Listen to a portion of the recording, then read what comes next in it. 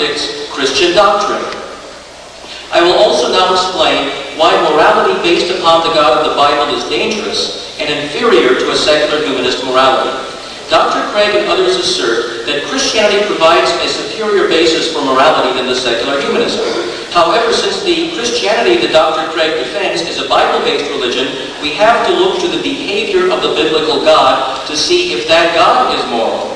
In the Bible, God orders the killing of whole tribes of people, including the killing of innocent people and innocent children and infants. On June 15th of 1998, in Dr. Craig's debate against Professor Keith Parsons in Dallas, Texas, I heard Dr. Craig say that since God gave life to the people he ordered to be killed in the Bible, it was okay for him to take those lives. It was not God, remember, who killed these people directly, but ordered others to carry out the slaughter. And yet Dr. Craig justified that in his debate with Dr. Parsons. Does this mean that Dr. Craig would justify it if some group of believers today started to kill off non-believers, claiming a command from God? If Dr. Craig protests and says he would not justify such killing, why does he justify what the people supposedly acting on God's orders did in biblical times? If Dr. Craig says that God used to order people to kill others in biblical times, but no longer does so, we must ask, on what basis can we be sure that God ever gave direct orders to kill off whole tribes of people in ancient times, but no longer directs his followers to kill off people today?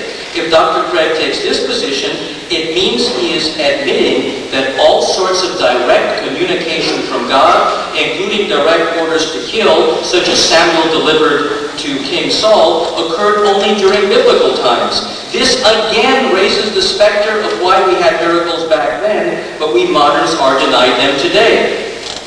So we can see that secular humanist morals based on love of humankind is far superior to morals based on Christian love for the biblical God. In this type of Christian love, it is permissible for people to be killed on God's whim just because he is deemed, this God, to be the creator of all of us. On the secular humanist view, it is not permissible for any person to be killed, regardless of whether some powerful invisible force commands it or not.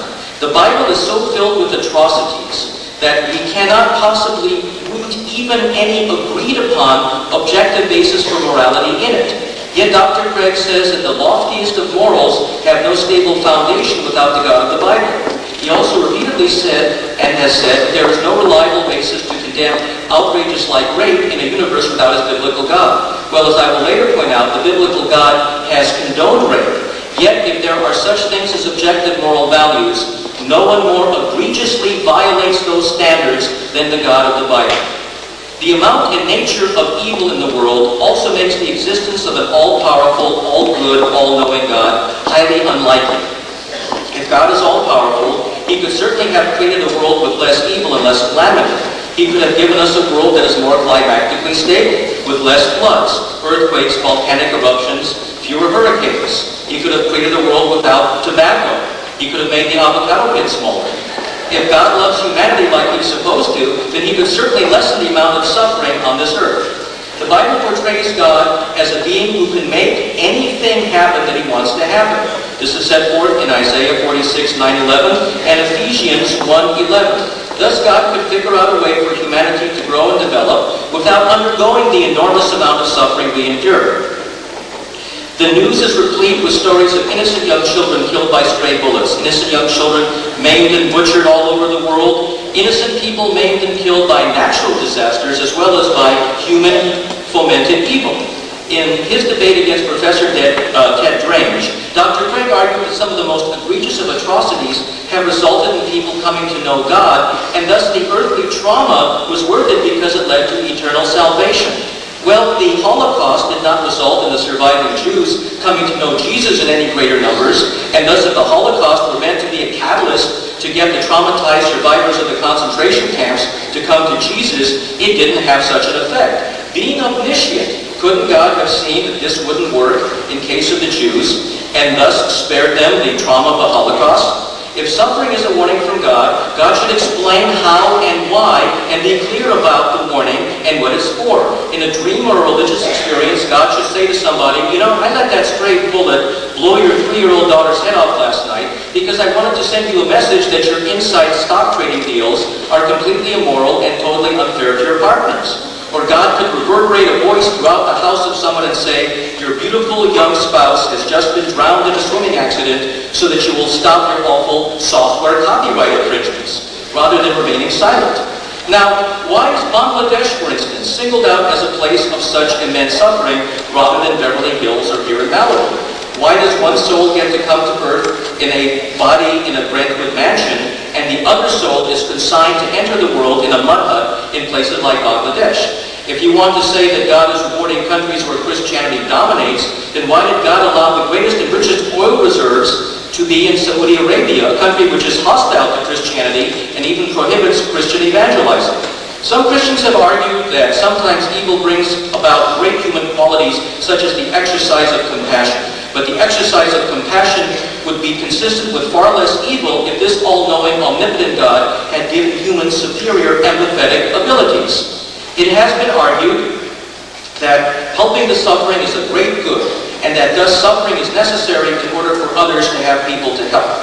But then why are some people located in remote areas or in sometimes very comfortable areas in which they are not given adequate opportunity to learn about great suffering, which their intervention might help to ease? My mother, an Auschwitz survivor, was shattered by her experience and by being forced to shovel the ashes of her father and brother after they were gassed and burned at Auschwitz. The psychological problems that she developed and her other difficulties were enormous. There were no improvements in her character or willpower from this experience.